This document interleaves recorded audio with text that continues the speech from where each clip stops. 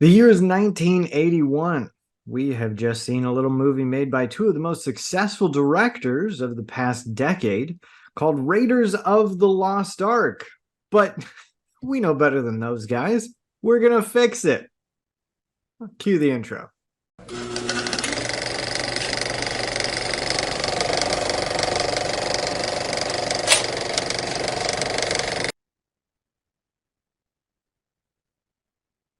Hey, everybody, and welcome to the Mirror Movie Universe podcast. I'm Nate, one half of the hosts of this shindig of a show, and across the aisle and across the country from me is Dan. Say hello, Dan. Hey, everybody. I'm the George Lucas to your Steven Spielberg, as it Oh, were. thank God. Steven Spielberg is definitely the better of those two.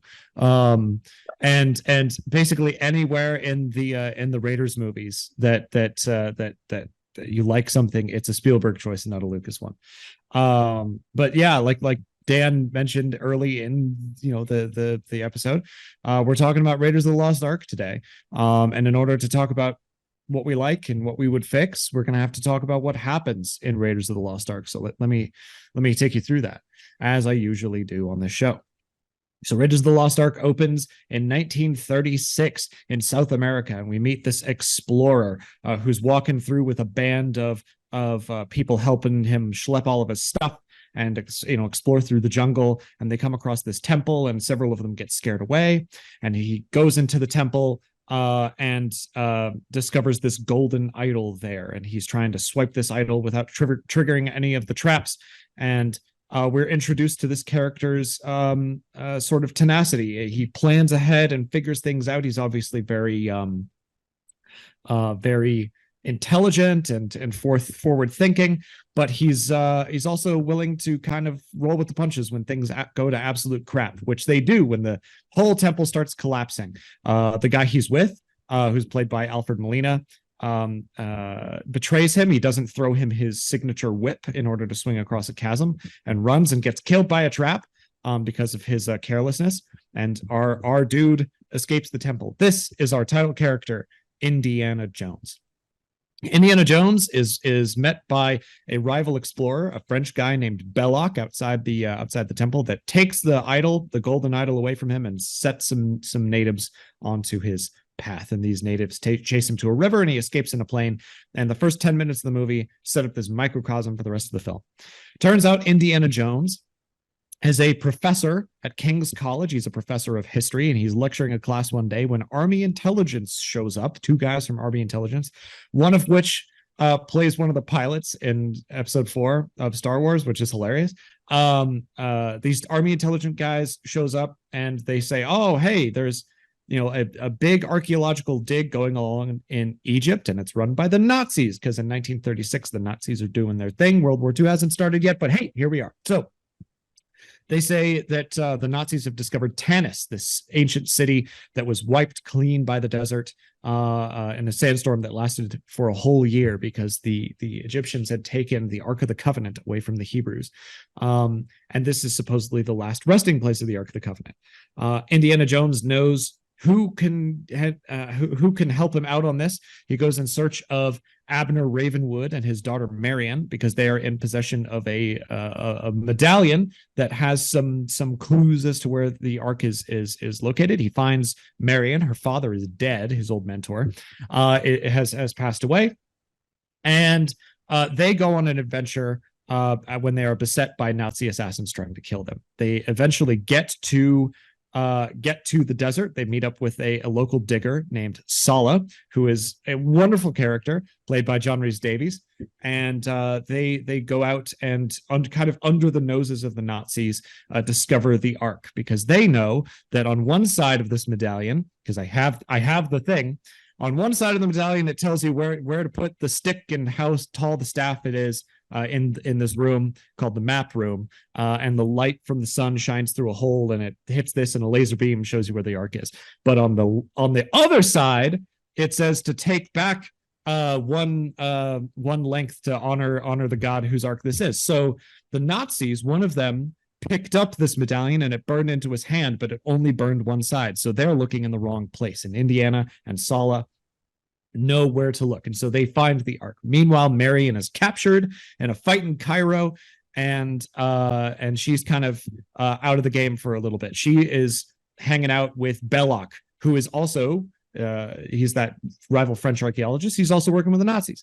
So they find the Ark, they get it up, and Indiana Jones and Marion are now trapped in the well of souls where the Ark once was, and it's filled with snakes, which are Indiana Jones's ultimate fear. He hates them.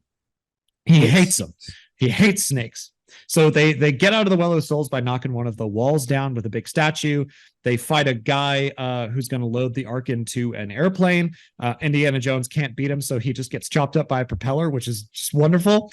And then there's a big truck chase because the Nazis are going to try and fly it out of Cairo, and so the Ark is on a truck, and Indiana Jones rides up on horseback and kills every Nazi along the way, and gets possession of the Ark. They load it onto a ship. The Nazis intercept that ship with a submarine, take over the ship.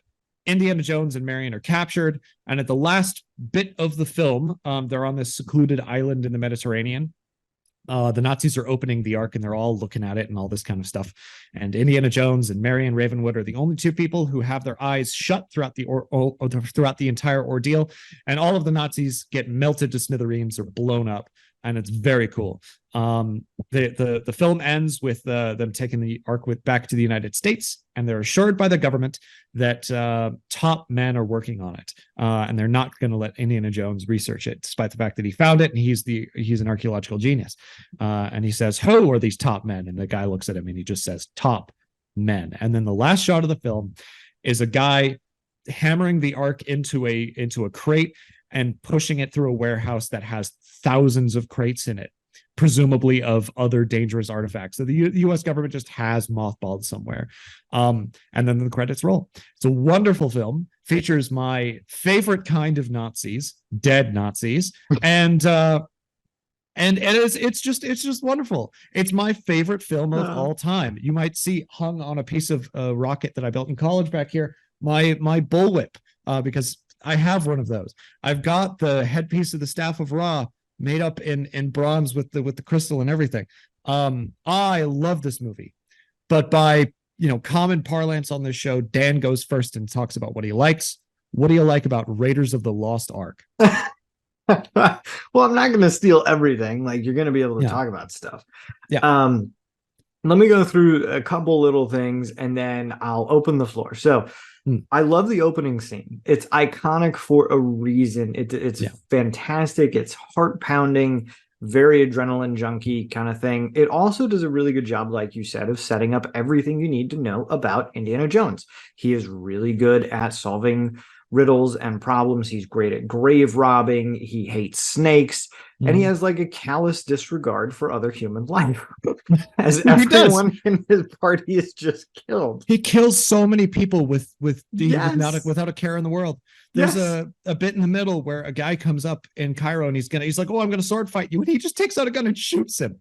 He's just a guy. Bang, and he's dead. It's wonderful. That's one of my favorite stories of the whole making of Indiana Jones thing. Was Harrison Ford was sick that day. They had a whole fight scene rehearsed, and it was 100 degrees out. He's sicker than a dog, and he just goes, "Can I just shoot him?"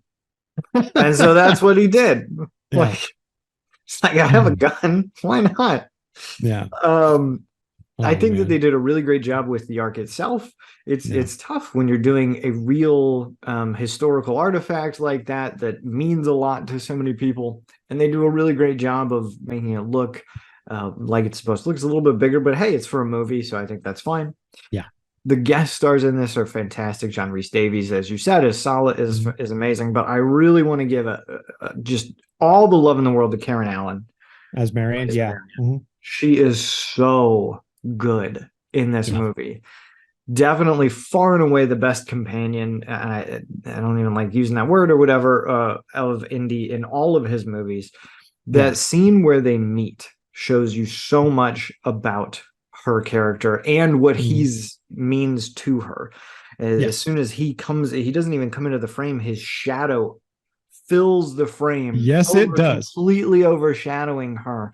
And she does an amazing job of showing that she loves him so very much and is also so incredibly hurt by him. Mhm. It's a very, very nuanced performance. It's more than just a jaded lover. It's more than just they have Mhm. history together. Like it kind of borders on abuse, maybe what he did to her back in the day. Mhm. And she does a really phenomenal job of Yeah. portraying that throughout the entire movie. And you see her so angry, and she just spits out those lines. I spent 10 years learning to hate you. Yeah. Like, it's really, really good. So, Yeah. all the love I in the also love world her for that character. introduction because she's Yes. just like when we meet her, she's just drinking another person under the table in a Yeah. drinking contest and like faking getting drunk because she can handle her liquor, and then the other person just like falls dead like Wallace Shawn and Princess Bride. It's hilarious. Yeah. I would say It's wonderful. self-medicating after Yeah. everything she's been through, but hey, that works too.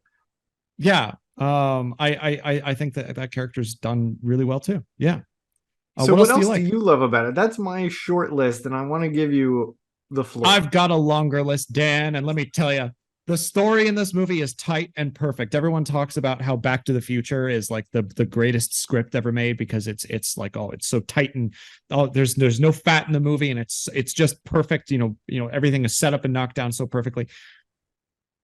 Raiders of the Lost Ark is better at doing that. And like you said, like the opening scene is a microcosm for the entire film of like you see that later where he tries to plan everything out.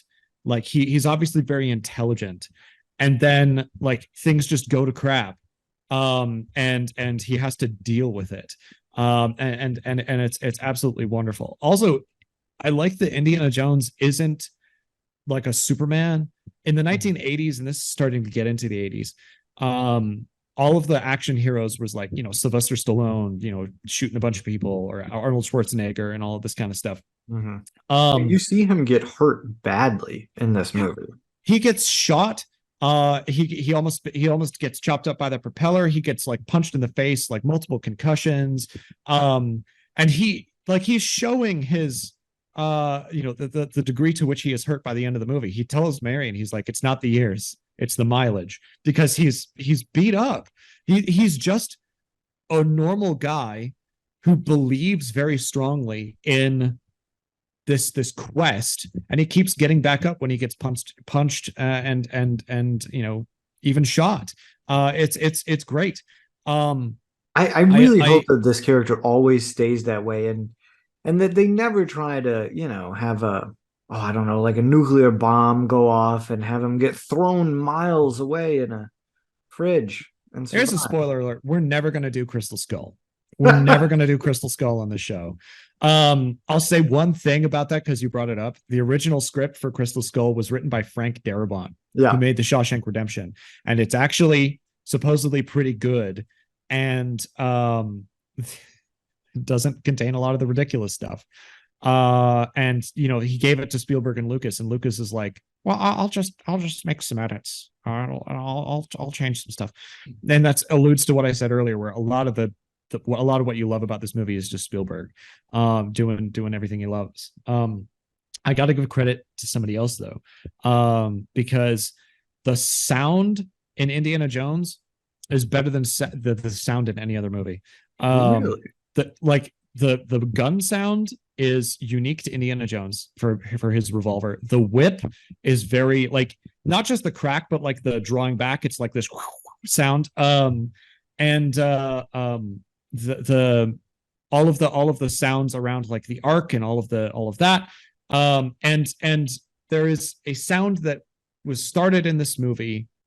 I don't know if it was used in another one, but it was really popularized by this movie and has been used a lot throughout the rest of the Indiana Jones series. But the punch that Indiana Jones has, it's so perfect. It sounds like someone smacking a watermelon with a sock full of baseballs. It is it's just so satisfying.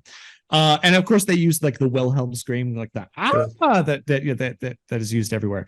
But the sound guy for Indiana Jones was the same guy who worked on Star Wars and invented the sound of the lightsaber and all of this stuff.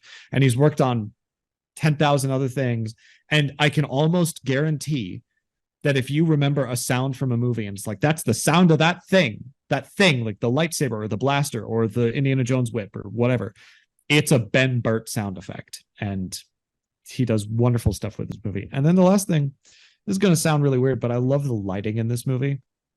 Um, you were talking about how the power of the arc is shown very well, and I'll tell you, Dan, I agree with you, because about 6 months ago, I watched Raiders of the Lost Ark again, because I probably watch it once a year. But this time, I put my Blu-ray disc in, and I turned the color saturation on my TV all the way down, and I watched it in black and white. Because I'd heard, oh, the lighting is really good in this movie, and holy crap, it is. The bit with the shadow that you were talking about, where he's introduced, beautiful in black and white. There's a whole bunch of other sequences that are great. They use shadows in some of the action sequences too. In that bar fight right after his introduction to Marion, he shoots a guy, and you see the guy's shadow fall. Not the guy, you see his shadow fall, and you know he's dead. It's great.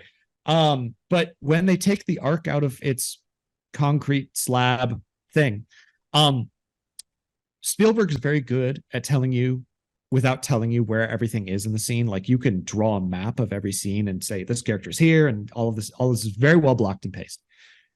I know, because they laid them down for the snakes, where all of the torches are in the Well of the Souls, and there aren't any directly around or underneath the ark. And yet when they pull it out, it has a glow that was probably achieved with some studio lights underneath that were glowing it up. But in that scene, and it's very obvious if you watch it in black and white, the ark is its own light source.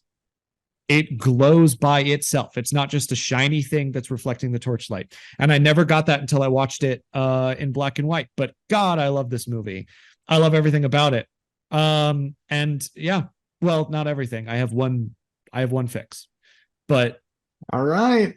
Yeah, almost everything. Dan, this probably isn't your favorite movie of all time. This is my favorite movie of all time. So what can make it better? Fix it for me.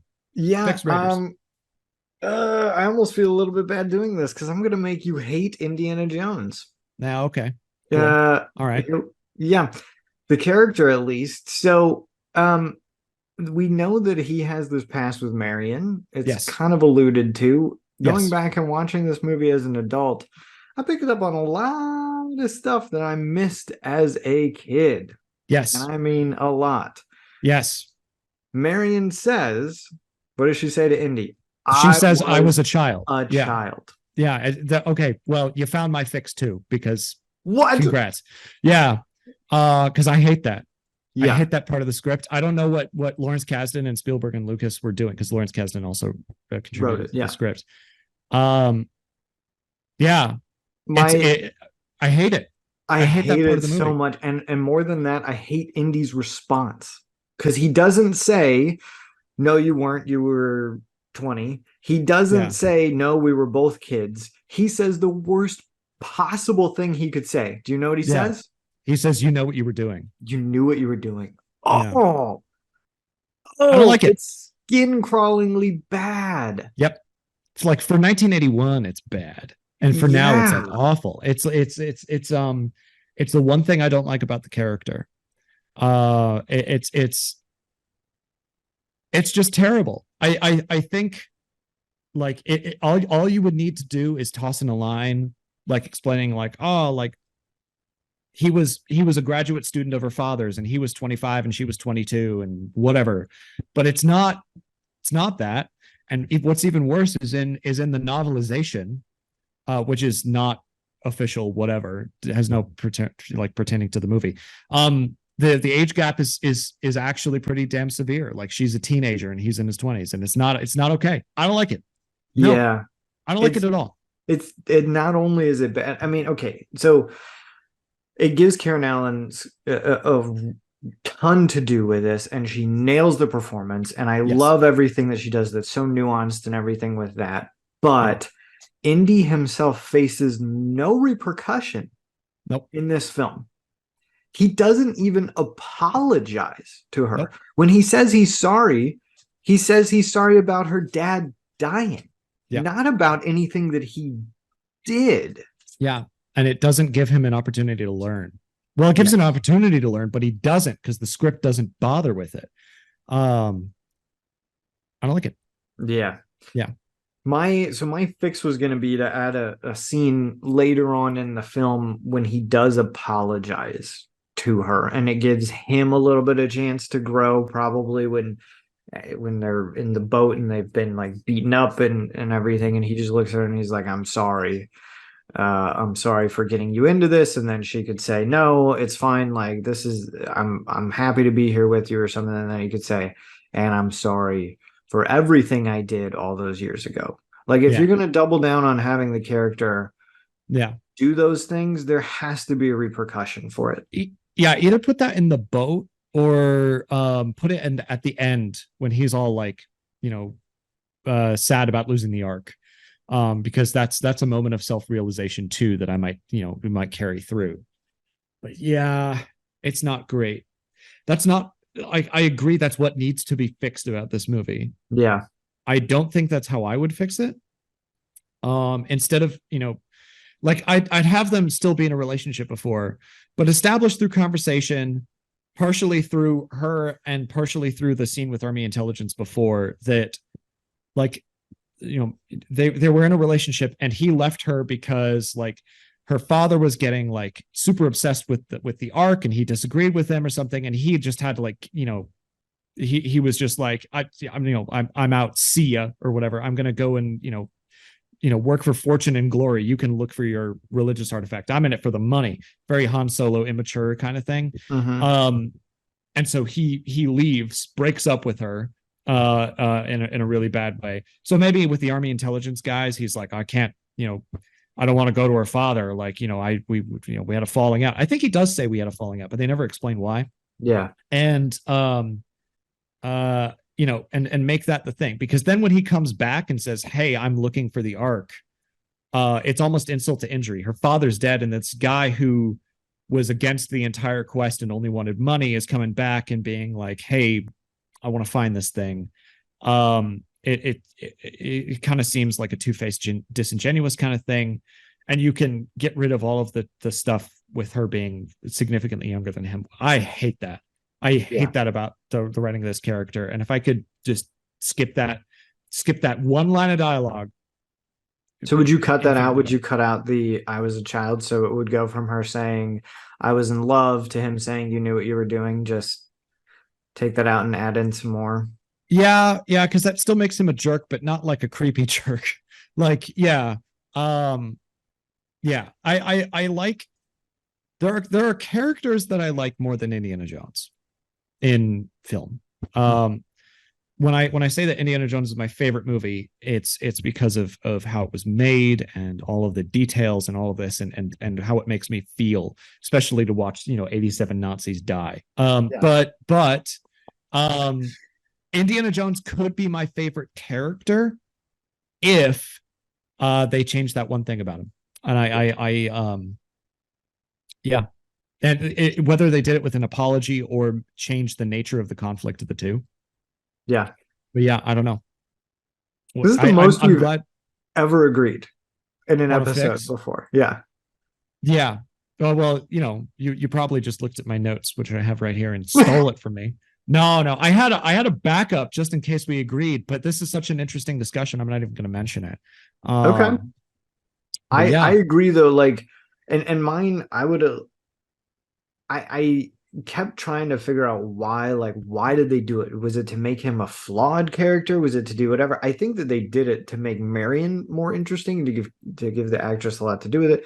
And Karen Allen, like I said, knocks it out of the park. So I wouldn't take out the line, but I would make him have to face some kind of consequence for it and come to terms with it. But yeah, that makes sense. I don't know. You could, if the nature of the conflict is him, sort of leaving Abner Ravenwood because he's going to go off for fortune and glory, you could have when she's captured by Belloc, you could have Belloc be like, I knew your father, and I've known Indy for years, and I hear that there was and he could try to drive a wedge between them, and then she could like reject that, and it would show growth and strengthen their relationship. I don't know, but like, it's not just like fixing stuff. It like opens doors for more exciting things to do with the characters in the film. But yeah, at the very least, make him not a creep. I don't like that. I don't like it at all. But yeah. Oh man. All right. Well, internet, what do you think? Did you ever put that together? Because it took me years to realize that. Yeah. And if so, what would you do to fix it? Mhm. Take it out, make him face some consequences. Or are you a terrible person and you're okay with it? Yeah, please don't be a terrible person who's okay with it. It's not Yeah. okay at It's all. not, it's very not okay. But I'm glad that we agreed on this one Me too. because yeah, I mean it's the most obvious flaw with this movie. Otherwise perfect film. Chef's Yes. kiss. Wow. Yeah. Really Wonderful. good, except for that like one little bite that's just like wow, Yeah. awful. Yep. Well, thank you, everybody. As always, like, comment, subscribe, and stay tuned for the next Indiana Jones film, Indiana Jones and the Temple of Doom. Yes. The prequel. Not a lot of people know that. It's a prequel. We'll talk about that next. See you, everybody.